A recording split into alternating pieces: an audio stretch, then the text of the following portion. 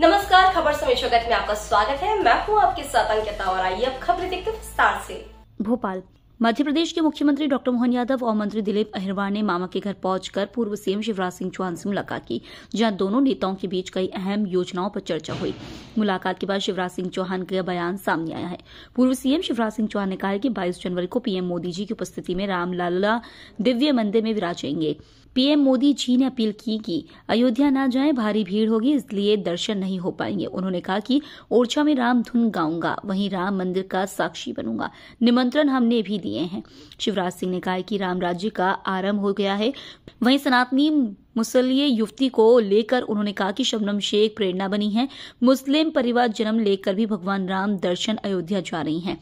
वहीं सीएम से मुलाकात को लेकर उन्होंने कहा कि मुख्यमंत्री मोहन यादव जी से सौजन्य भेंट हुई है। शिवराज सिंह ने कहा है कि बीजेपी की 2023 से सरकार है। 1.25 साल को छोड़कर हम चाहते हैं प्रदेश आगे बढ़े, जन कल्याण काम में सहयोग करेंगे। मुझे खुशी योजना चालू रहेगी। उन्होंने जानकारी देते हुए बताया कि 10 तारीख को लाडली बहनों के खाते में राशि आएगी। 22 जनवरी आ रही है। वैसे तो हर समय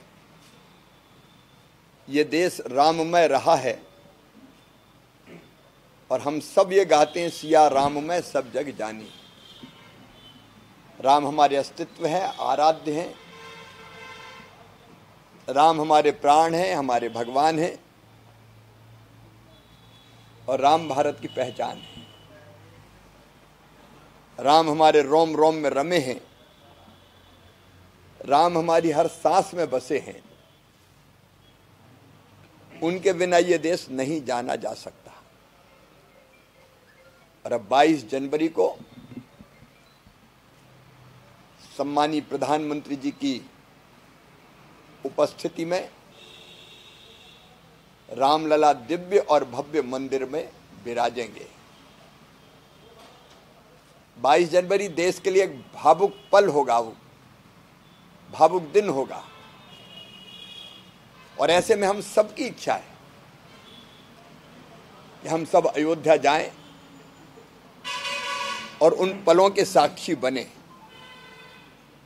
लेकिन प्रधानमंत्री जी ने अपील की है कि उस दिन हम अयोध्या ना जाएं, भारी भीड़ होगी और वैसे में व्यवस्था बनी रहे, इसलिए दर्शन बाद में करने जाएं। मैंने तय किया है कि 22 जनवरी को मैं ओरछा में राम रजा के मंदिर में मैं राम धुन गाऊंगा, भगवान राम की पूजा अर्चना करूंगा और वहीं से उस पल का साक्षी बनूंगा जब भगवान श्री राम दिव्य और भव्य मंदिर में विराजेंगे। और शाम को फिर दीपोत्सव का कार्यक्रम मनाया जाएगा। निमंत्रण हमने भी दिए हैं। आइए, हम सौभाग्यशाली हैं कि अपनी आंखों के सामने रामलला अब मंदिर में विराजने वाले हैं। हम राममय हो जाएं और भगवान श्री राम के मंदिर में विराजित होने के साथ साथ राम राज का प्रारंभ भी हो गया है। हम उत्साह से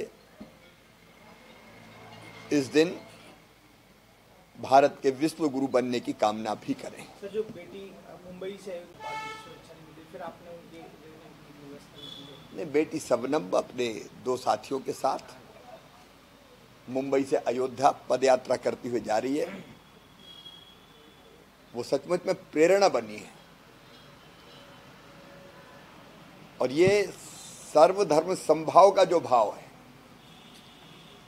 एक मुस्लिम परिवार में जन्म लेके भी भगवान राम के दर्शन करने वो अयोध्या जा रही है, तो हमारी बेटी है और बेटी सम्मान, सुरक्षा ये हम सबकी जवाबदारी है। तो बेटी की तरह मध्य प्रदेश में रहेगी। नहीं, ऐसी सौजन्य भेंट माननीय मुख्यमंत्री जी ने की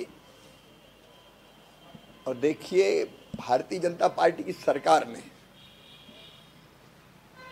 लगातार 2003 से हम लोग सरकार में 1.25 साल छोड़ गए।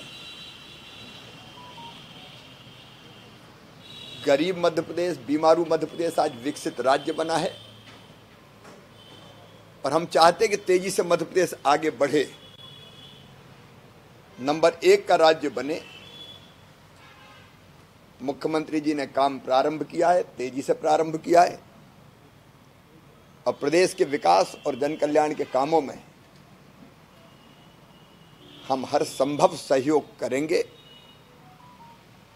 मुझे खुशी है कि योजनाएं जारी रहेगी और 10 तारीख को फिर लाडली बहना के खाते में पैसा आएगा और हमारा संकल्प यह भी कि लाडली बहनों को लखपति बहना बनाना है। ये केवल कहने के लिए मैंने नहीं कहा था, उसके लिए मैं भी निरंतर काम करूंगा और मुख्यमंत्री जी भी उस दिशा में, सरकार भी हमारी सरकार है, आखिर सरकार भी उस दिशा में प्रयत्न करेगी। और प्रधानमंत्री जी ने भी 4 जातियां कही है, उनमें गरीब, किसान, महिला, युवा। तो महिला सशक्तिकरण मेरे भी जीवन का मिशन है और मेरी सरकार का भी मिशन है। लेकिन वो वातावरण था जब हम लोग रामलला हम आएंगे, मंदिर वहीं बनाएंगे के नारों का उद्घोष करते थे और अयोध्या जाने के लिए भी निकले थे कार सेवा के लिए। सतना से हनुमाना गए, वहां से बॉर्डर क्रॉस की, उत्तर प्रदेश की सीमा में हमने प्रवेश किया। अब देखिए कैसा विकट समय था कि अपने देश के एक राज्य की सीमाओं में प्रवेश के लिए, प्रवेश रोकने के लिए ऐसी व्यवस्था की थी जैसे दूसरे देश में जा रहे हो कहीं, मुलायम सरकार में। फिर भी हमने कोशिश की, पकड़ लिए गए और अंततः जौनपुर में जेल में भेज दिए गए।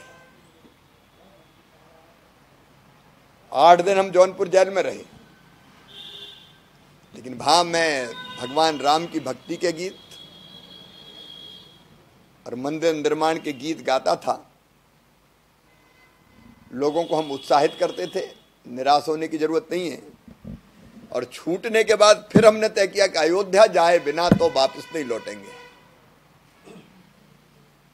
तो फिर हम अयोध्या जी गए थे और टेंट में ही रामलला के दर्शन करके आए थे। राम कोठारी और शरद कोठारी को श्रद्धांजलि दी थी और ये संकल्प लिया था कि मंदिर तो वहां बनेगा।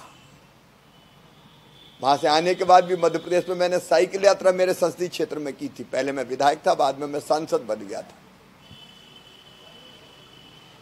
जब नरसिम्हा राव जी ने घोषणा की थी कि बाबरी फिर बनेगी, हम कहा बाबरी नहीं, अब तो रावरी अगर कुछ बना तो होगी, लेकिन वहां बनेगा राम मंदिर। तो कई स्मरण जुड़े हुए हैं, कभी विस्तार से बात करेंगे। खबर समय जगत के लिए संवाददाता आदित्य सराठी की report. For latest news, subscribe to our channel and press the bell icon